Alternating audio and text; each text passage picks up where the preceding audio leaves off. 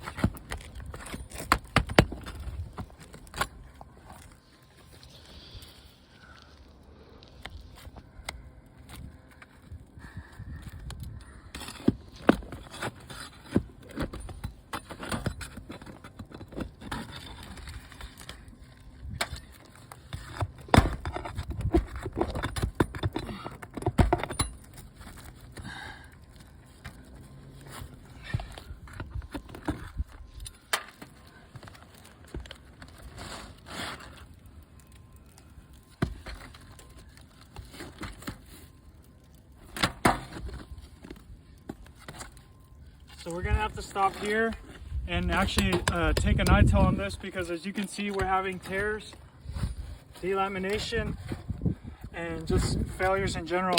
So now we're gonna have to go get a bundle of these shingles to do a proper repair, because we have tears at all the connection points, and a lot of this is delaminating as well. So this is not a simple repair, and this can cascade into other shingles. So we're gonna stop right here because we need to stop and go back and get more shingles to match. So I guess that's all the work for today, and we'll get on it.